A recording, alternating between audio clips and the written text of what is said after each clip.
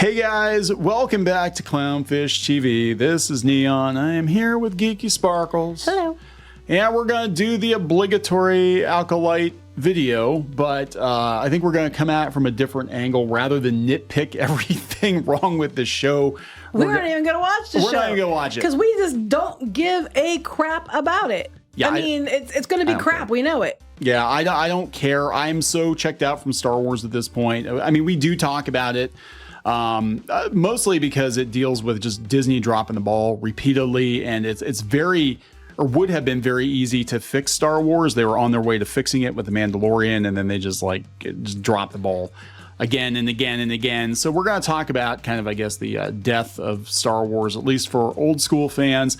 If you're happy, look, I'm going to be honest. If you're happy with the direction that Disney has taken Star Wars in, and it makes you happy watching these shows, whatever, good for you, I guess. But I think we're done. I think we're out. Well, yeah, and the difference is, if you're not happy with it, you're gonna get called all kinds of names. That's and that's because they got nothing. They know that their audience is leaving, and I don't understand, knowing that the audience is leaving, why they would just allow a lot of the stuff that's going on with this show. Lucasfilm leadership is why. That's another question. How the hell is Kathleen Kennedy still there? I don't understand it at all. Don't give me that one. No one else wants the job bullshit. No. I don't buy that. I don't buy that at all. There's not somebody else that could take over, that could do it better. For whatever reason, the woman's still there. It makes me question why she's still there, what dirt she's got on people. I don't know. It doesn't make any sense. You keep flushing Star Wars down the toilet, and this show clearly since day one was going to be, another giant load of shit in the toilet, and you just keep we need to save it. Let them do the show. I'm like, why would you do that? Yeah, we'll talk about this because it's so funny. I mean, you say anything about Star Wars on Twitter, and all these rando accounts come out of the woodwork to school you, and they're like, well, George Lucas sold Star Wars and he likes some of the stuff, so he signs. I'm like, he just made comments at Cannes Film Festival like a couple of weeks ago, basically saying that Disney fundamentally does not understand Star Wars. They don't understand the Force. And I think it's in reference to this show. They don't understand women in Star Wars. No, they don't understand women in Star Wars. And they always usually follow up with your racist and misogynist, and a lot of people that make complaints are not white or male. So but, let's talk about this. I mean, this is it's a lost cause at this point, guys, and it's over. I think people just are apathetic now, which is bad. Yeah, that is actually the worst. So before we get into it any further, please subscribe for more pop culture news, views, and rants, guys. You get woohoo if you do. Woohoo! Go out to Indiegogo, back Shadowbinders, Volume 3. We actually do fundamentally understand our characters. They're our characters. So go out, back Volume 3, coming later this year. Also, you can pick up a copy of 1 and 2 if you missed out on those books. And we understand the characters. I mean, they basically are you and I, but Yeah, well, yeah. Basically. Don't say that. People would be like, it's a self-insert. I'm like, different. Well, no, it's our own story. It's our own stuff. We can do whatever we want. If I was writing Star Wars, I'd have to write those characters, not myself. That's what people don't understand. Go ahead. Oh, no, I thought this was funny. This is that Junk Man put this out yesterday. And yeah, it just shows kind of how far... Gosh, I remember these days. How far Star Wars has fallen. Now, to be fair, as a longtime toy aficionado, we very seldom see entire aisles dedicated to one toy line anymore. But there's a lot more out there than there used to be. I mean, God, even in the 90s, people were like, well, Star Wars wasn't popular in the 90s. I'm like, bullshit. I remember this. I remember people fighting over the new Power of the Force figures when they came out. I remember... remember Leia looked like she's on steroids? Yeah, those sat there for a while. Nobody wanted Leia on steroids. I know that there were some of the figures that didn't sell very well. But for the most part, they did sell very well. Like the doll ones, yeah. Oh, it was great. I love those. This is actually... I had some of these. They were fantastic. This is actually my favorite era of Star Wars, except for the first series of figures that look like they're on steroids. Look at that Wampa above there. Wow, that's awesome. But there was so much great stuff, and it was like you had that Kenner feeling to those figures, but they also looked more like the movie counterparts. And I love these figures so much. This is probably my favorite. Like, this is my idealized version of Star Wars. But yeah, I remember there being entire aisles, and even during the Phantom Menace, there was some stuff on clearance. But it wasn't like now where stuff just like rots at Ollie's. But then, of course, the 80s, it was massive. And it was. But then you get to current year and there's like one little tiny and they're not even sliver. selling. I can tell you for a fact they're not even selling. A lot of stuff's already on clearance. They've already, the $10 4-inch figures, they've already marked them down to like $8 now, I think, or $7. Trying to get them to be bought. Yeah. Nobody wants them. No. Kids don't want Star Wars. Well, then they had the collector's ones, and they get so expensive, because it's Hasbro, and they overcharge. But well, what they're doing here's the problem. This is kind of the fundamental problem with who's in charge at Lucasfilm. They're not making Star Wars for kids anymore. They're not making Star Wars for general audiences anymore. They're making Star Wars for Tumblr. And because that went so well for She-Ra and a bunch of other shows, I mean, even these new shows that were completely new shows like Steven Universe, they tried selling toys and it failed miserably. But so now, I mean, all the headlines we expected, guys, we knew this was going to happen because they were preemptively trying to do damage control. It's been review bombed on Rotten Tomatoes and Metacritic. I mean, I'm sure some people are review bombing it. I'm not going to say they aren't, because that'd be like misleading. But I also know some people are going there and they're doing the opposite, where they're giving it 5 stars, glowing review, yay, representation. And they're doing the exact same thing. I think you have just as much on going that way, if not more so, than the other way. If you downvote gay Star Wars during Pride Month, you're just a bigot. Yeah. Well, I think they released it, now. And you know what? People thought that the show might get canceled. There was a lot of rumors that the show was going to get quietly canceled. It should have been. I don't think they're getting as big of a promotional push as other Star Wars shows. It feels like they're not. It feels like that Leslie Helen and friends are pushing the show harder. And this is the same. Yeah, they are. They're doing it, but they're doing damage. They're actually doing damage. They're out there doing damage. Yes. Yeah. And this is exactly what happened with Obi-Wan, where you had them preemptively like, well, we're going to defend Moses Ingram before you even see her on screen because we know the bigots. And people are like, you know what? I'm going to save you a step. I'm just not going to watch. The Acolyte creator on gayest Star Wars yet and the lesbian R2-D2. What? That's what it says.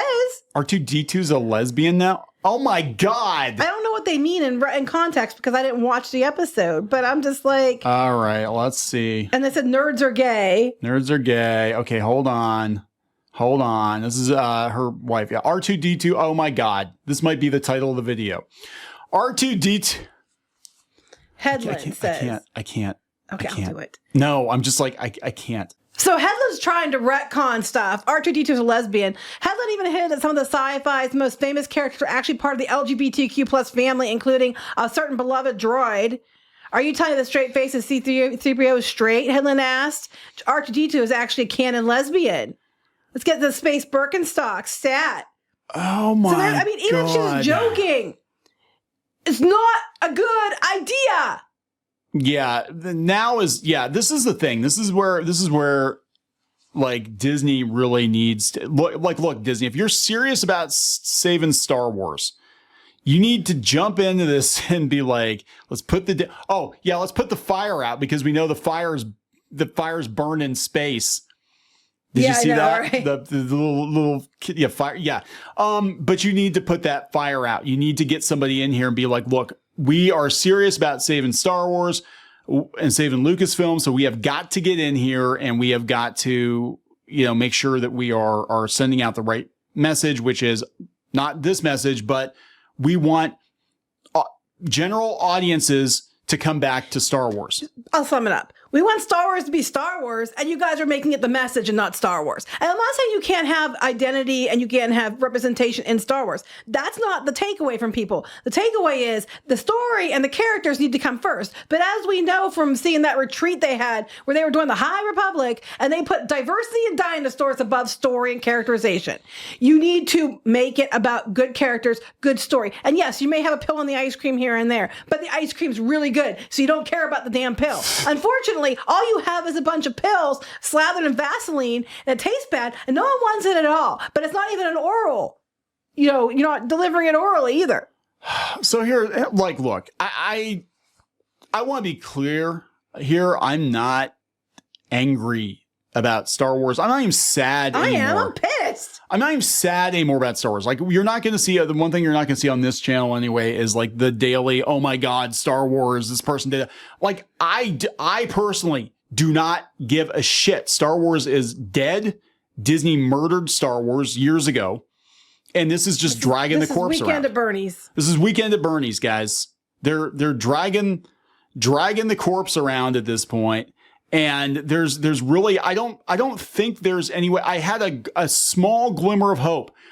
I even held off on watching The Mandalorian until a couple of weeks into it, because I'm like, yeah, I don't care about Disney Star Wars. I still to this day have not seen The Rise of Skywalker. I don't care. No, I won't either. I have no desire to see it. Don't give a shit. I haven't watched Andor, even though people told me it was good. I saw a couple episodes, but I didn't watch all of it.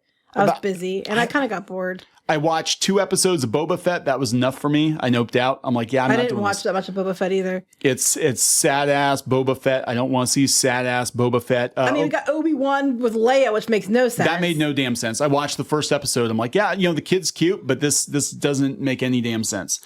But even though they're saying that she's kidding, that, oh, it's the gayest Star Wars ever and everything, why does Leslie Helen think that's a good way to go to try to get people to watch her damn show? It's on Fox News. So the normies are going to see it too. Okay. She's like, it's the gayest Star Wars ever. And you think that's going to be, it's not about, it's a really good show. Let me tell you why my show's really good and what we're examining. And we're taking a look at something that wasn't really looked at too much before. No, it's the gayest Star Wars show ever. It's because I'm into it. Ha ha ha ha ha. Yeah. That's going to get people to watch your fucking show, isn't it? Yeah. And then take that how you will with the fucking. The problem is you can see the viewership is dropping off on these shows. Even The Mandalorian, which was one of the few bright spots that Disney had with this franchise, and they blew that one up too. But nobody watched Andor. Nobody watched Ahsoka. Well, you can see a lot of these numbers. I mean, now Boba Fett started out lower and got higher numbers, but like Kenobi started out higher and went lower. Andor ended up a little higher, but it started out like high and then it went low. And then I think people said, oh, it's not that bad. And then it came back. But a lot of them, you just see them. Mando 3 somehow got more. I don't understand that one. But Ahsoka started out well, then dropped off. Yeah. It's just, they're just, but each time the numbers, unless it's Mandalorian, each time the numbers drop. Yeah. And this is one I think is going to be a huge disaster. People will watch the first episode or 2 of it, and then they'll be like, yeah, this is a disaster. I don't know what's going on with, people that have screener copies said that the 3rd episode is going to be a train wreck that is going to destroy Star Wars canon forever. I can't verify. I don't know. I don't care. They're saying that they're gendering the Force now, which is what the fuck does that? Yeah. Go out to Rotten Tomatoes. I mean, of course, it's downvoted because everybody, it's because everybody says a bigot. So there's only 95 critical reviews. Yeah. And top critics is 71, all critics is 93, but top critics is only 71. So let me tell you what they did. I think it was like a year ago, 2 years ago. They opened up Rotten Tomatoes to a lot more critics, claiming that they wanted more diversity and inclusion. They did, yes. So they were letting people become certified Rotten Tomatoes critics that had blogs that had like no traffic whatsoever. Mm-hmm. But they were the right type of person. Well, they knew that they basically were going to support, because they were trying to offset. I believe they're trying to offset the review bombing. And also remember that the guy in charge of Fandango and Rotten Tomatoes used to work for Disney. He was an executive. And there's been a lot of changes to things like Rotten Tomatoes. Even YouTube made changes to accommodate Disney. Yes. I love it. It's always review bombing when it's something they don't like. But again, I'm telling you, it works both ways. We've seen it many, many times. Yeah, even some of the positives don't seem that good. Doesn't offer anything new to the universe. It's not amazing, but it's not terrible. That's not exactly a glowing review.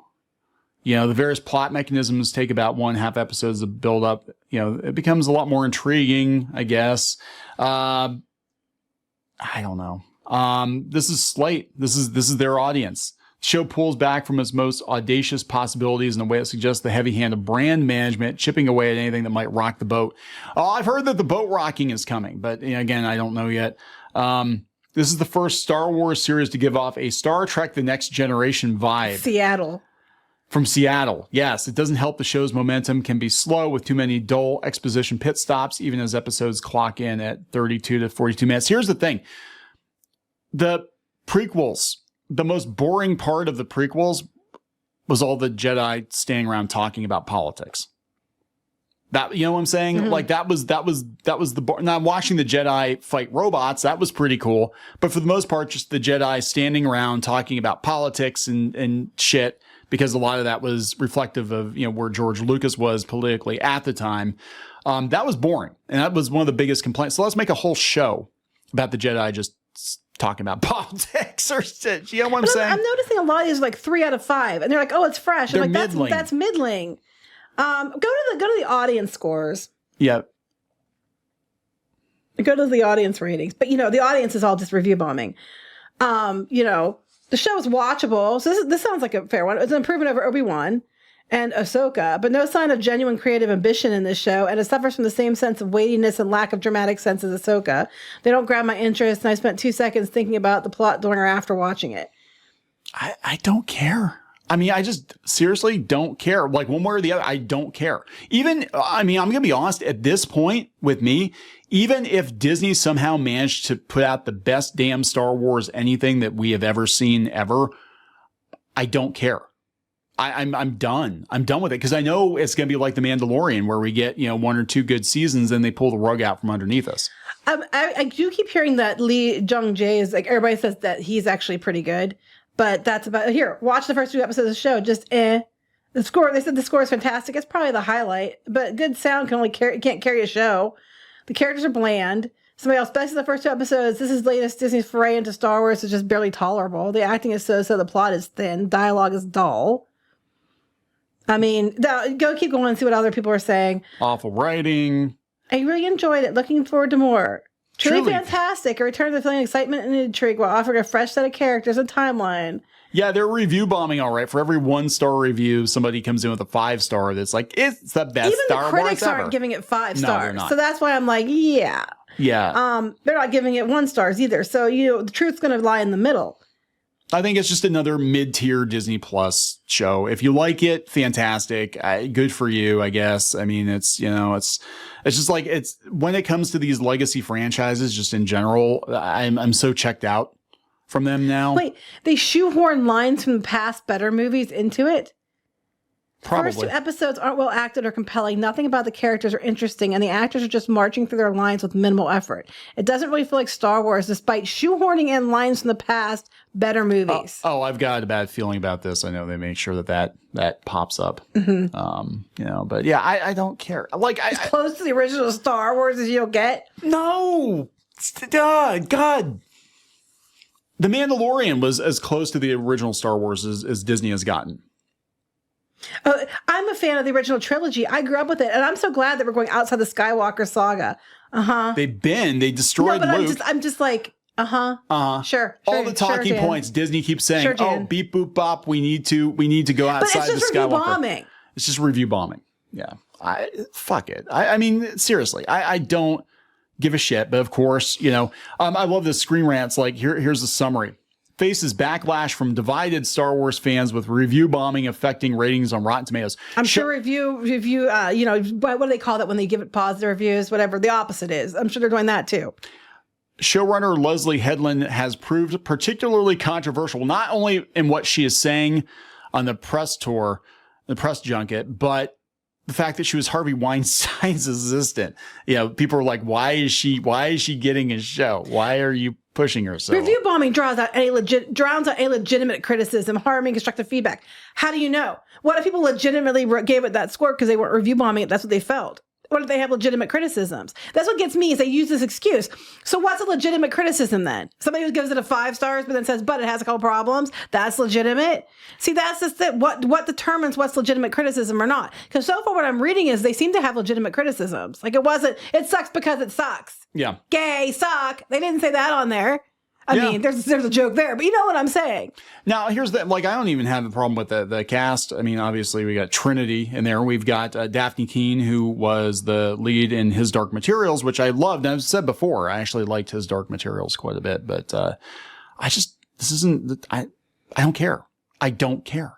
And people are like, where's Yoda? I'm like, Yoda costs money. Yoda would have been there, though. Yeah, Yoda would have been there. It was only, 100 years before the Phantom Menace? He would have been there. And then they have the one character with the whip, and of course, it's Leslie Helen's wife. No nepotism there. She's the one, and I didn't realize it was her, the green, whatever her name is. But she's the one when the dude was going on about Anakin blowing up the Death Star. She was like motioning for them to cut because I think she's like, oh, shit, there it is. There it is. That's going to cost us. I'm like, yeah.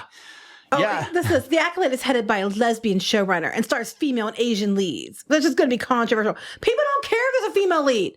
We've had female leads in Star Wars people like. People don't care if the lead's Asian either. They don't even care if it's a lesbian showrunner. As long as it was good Star Wars and it felt like Star Wars, she's out there like, R2-D2 is gay. I'm sorry, lesbian. R2-D2 is a lesbian. This is the gayest show ever. Oh my God, I'm into it. Star Wars is so gay now. Ha ha ha. I'm like, no, and if they do make the Force female, if that turns out to be true, it's a rumor. I have no idea because I haven't been watching it. I don't know. If true, that is the biggest slap in the face, and that would be the number one stupidest. Like, it's like when you did the Disney sequel trilogy, what's the dumbest thing we can do? Oh, don't put Han, Luke, and Leia together when they know what everybody wants. That's what they did. What's the second dumbest thing you can do? Ruin Han, Luke, and Leia. Well, you ruined Luke, killed Han, so you did that. So now you're like, what's the dumbest thing we can do right now? I don't know. Let's make a show that's going to piss off the fans and make the Force actually female. And then you go and do it?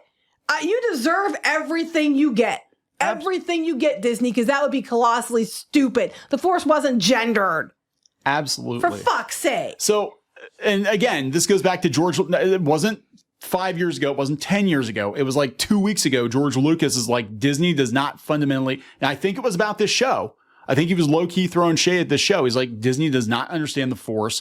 And we've always had strong female characters in Star Wars. And he just said that like 2 weeks ago. And I think it's about this show because he knew what was going to happen. He probably saw it. They probably gave him an episode, said, George, what do you think? And he's probably like, I can't really say anything because of contractual reasons. But I guarantee you, George Lucas bitches to his wife about the state of Star Wars every damn day. And of course, I'm sorry, back to this. Of course, they're talking about review bombing. It's review bombing. It's review bombing. Look at the difference here between critical score and audience score. It's review bombing because they don't like the Acolyte. I'm like, I'm sorry, whoever wrote this, but I've seen that to be review bombed the other way too, where they go and put positive scores. Just they're doing the exact same thing. So bullshit. Maybe just throw it out there. People actually don't like the show.